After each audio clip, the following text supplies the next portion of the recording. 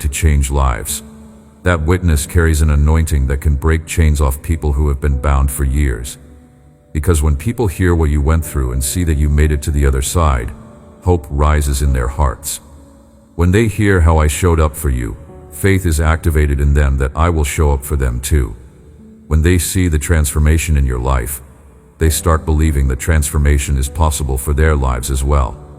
You are becoming a living epistle, a walking testimony, a breathing demonstration of my faithfulness. And that is going to be your greatest ministry.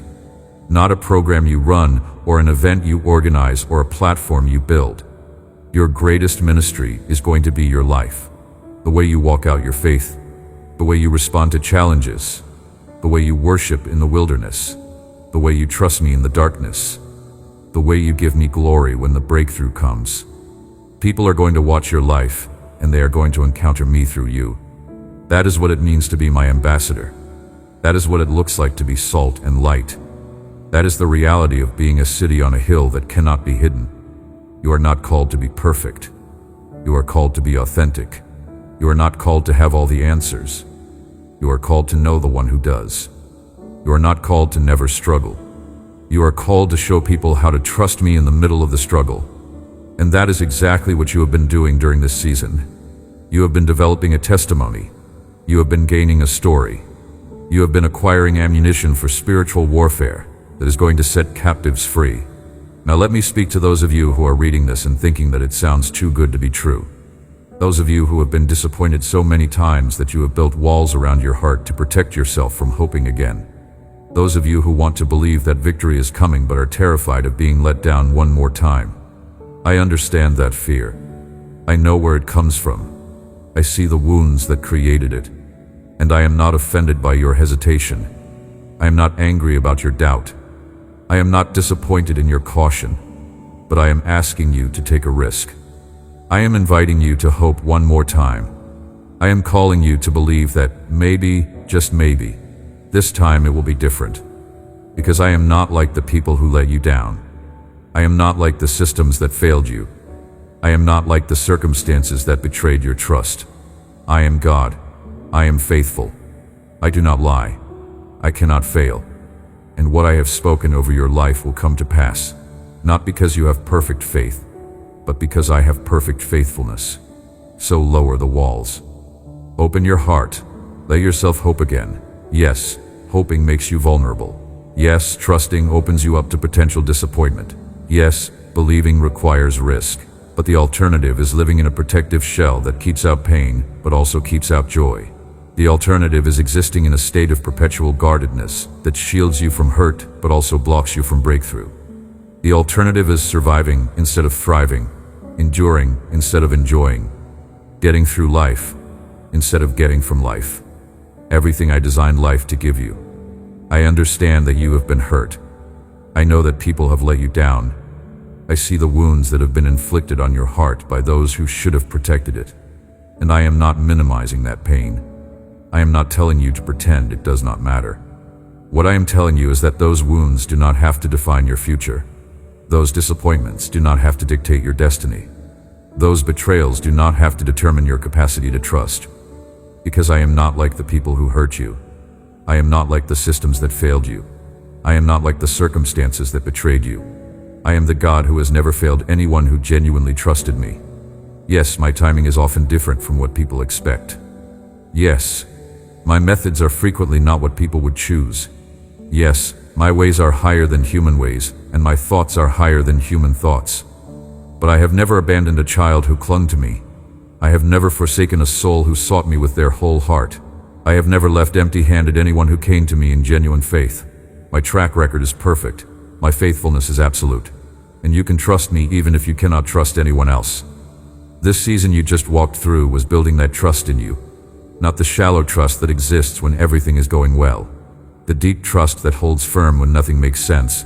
The kind of trust that says, I will follow you even when I cannot see where you are leading. I will obey you even when obedience is costly. I will believe you even when circumstances contradict what you said. That kind of trust is rare. That kind of trust is precious. That kind of trust is powerful. And you have developed it through this difficult season. Now I am asking you to exercise that trust as you step into the new season. Trust me when the doors start opening and it feels too good to be true. Trust me when the blessing starts flowing and your mind whispers that it cannot last. Trust me when people start noticing the change in your life and the enemy tries to make you self-conscious about it. Trust me when opportunities arise that seem bigger than you can handle. Trust me when I ask you to step into spaces that intimidate you. Trust me when I call you to do things you have never done before. Because I have proven myself trustworthy in the wilderness, and I am going to prove myself trustworthy in the promised land. I'm not asking you to be naive. I'm not telling you to ignore wisdom or discernment. I'm not suggesting that you open yourself up to every person or every situation without any caution. What I am asking you to do is trust me. Even if you cannot trust people, even if you cannot trust circumstances, even if you cannot trust your own feelings or thoughts or perceptions, trust me. I have never failed you. I have never left you. I have never given up on you. And I am not about to start now. The victory I am declaring over your life is not dependent on your ability to work up enough faith to believe it. It is dependent on my character, on my word, on my covenant with you. And I am faithful even when you are not. I am true even when you doubt. I am working on your behalf even when you cannot feel it. The breakthrough is coming not because you finally got strong enough to make it happen, but because I decided that the appointed time has arrived, and I am faithful to fulfill what I promised. So receive this word. Let it sink deep into your spirit. Let it take root in the soil of your heart. Let it begin to produce hope and faith and expectation. And watch what I do. Watch how I move. Watch how I prove myself faithful. Watch how I turn everything around. Watch how I bring you from where you are to where I am taking you. This is not the end. This is the beginning.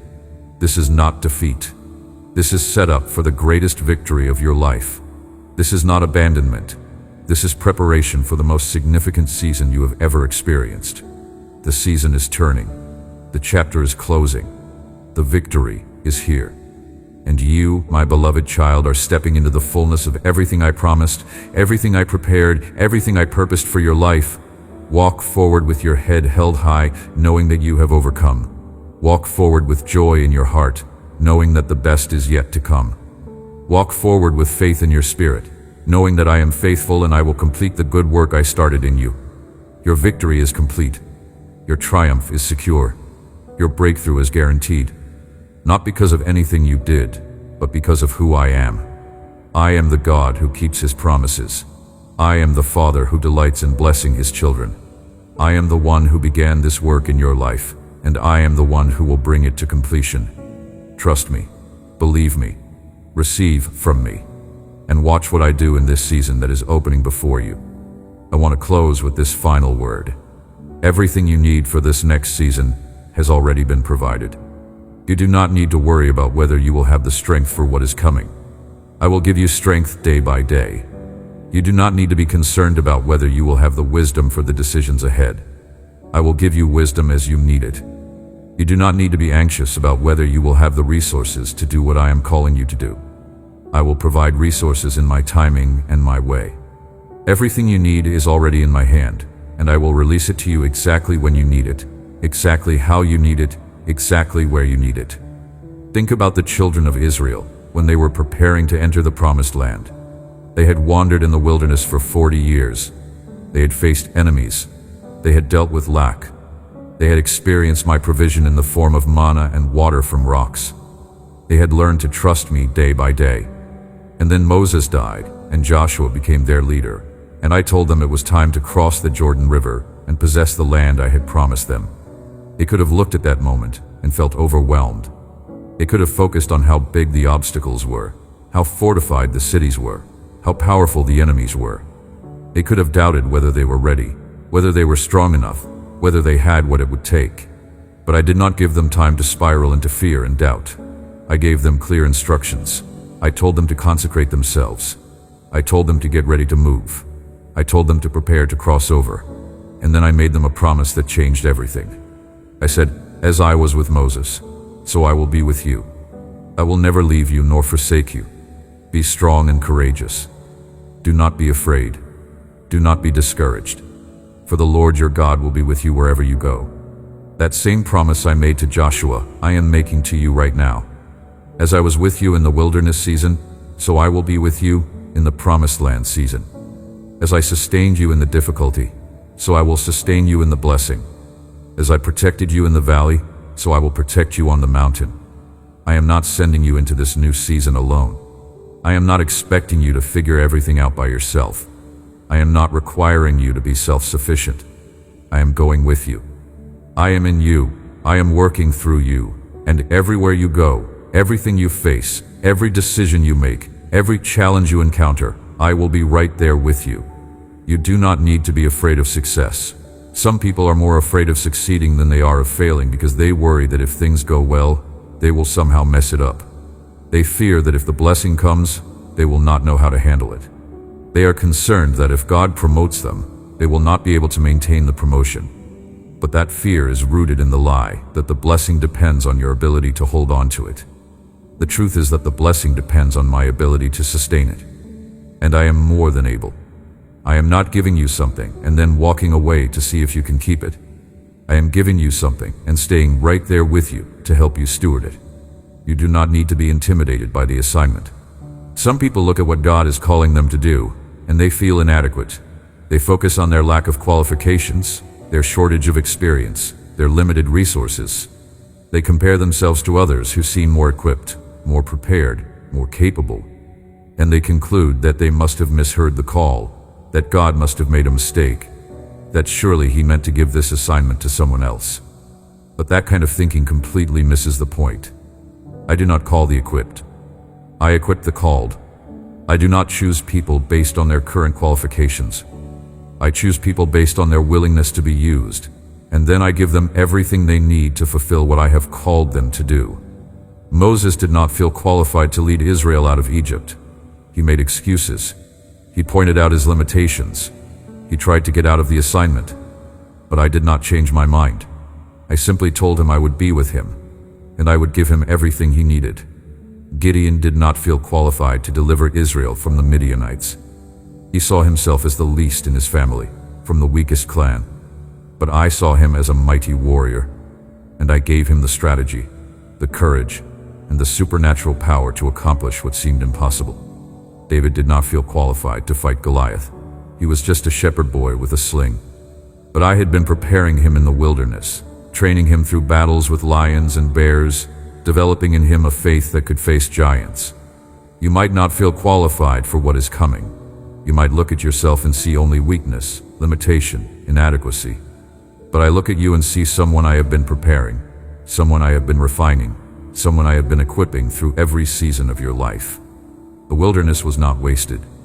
The difficulty was not random. The testing was not meaningless. It was all preparation for this moment, for this season, for this assignment, and everything you need to succeed in what is next is already inside you, planted there by me during the seasons when you thought nothing good was happening.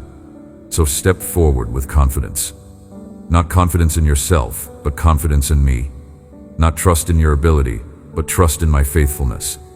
Not reliance on your resources, but dependence on my provision. This is your time. This is your moment. This is your season of breakthrough, of victory, of manifestation. And I am not just cheering you on from the sidelines. I am in the middle of the field with you. I am fighting your battles. I am opening your doors. I am making your way. And together we are going to see things happen in your life that will cause even you to marvel at what I can do when someone simply trusts me and says yes to my plans. The season is turning. The page is flipping. The chapter is changing. And what is written on the next page of your story is victory. Complete victory. Total victory. Overwhelming victory. Not because you are strong enough to achieve it, but because I am faithful enough to give it. Not because you deserve it, but because I delight in blessing my children. Not because you figured out the formula, but because I love you, and I have chosen to show that love by transforming everything in your life that the enemy tried to destroy. So walk forward in confidence. Not confidence in yourself, but confidence in me. Not trust in your ability, but trust in my faithfulness. Not reliance on your resources, but dependence on my provision. I am with you. I am for you. I am working everything together for your good. And the season you are entering is going to exceed every expectation you have ever had about what is possible for your life. This is your time. This is your moment. This is your season of victory, of blessing, of breakthrough. And I am walking every step of this journey with you. What began in difficulty is ending in victory. What started with tears is finishing with triumph. What commenced in uncertainty is concluding with confidence. What opened with fear is closing with faith. This is my promise to you. This is my covenant with you. This is my word over your life. And heaven and earth will pass away before my word fails.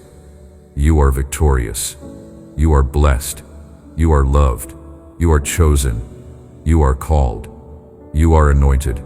And you are about to see with your own eyes everything I have been preparing for you. Amen. If this message touched your heart, share it with someone who needs to hear these words. Type Amen in the comments to receive this blessing. This is your season of breakthrough, and God is faithful to complete what He started in your life. Share this message with someone who is in their difficult season, believing for their victory. Let them know that what God did for you, He will do for them. May you walk in the fullness of everything God has prepared for you, and may your testimony strengthen the faith of everyone who hears your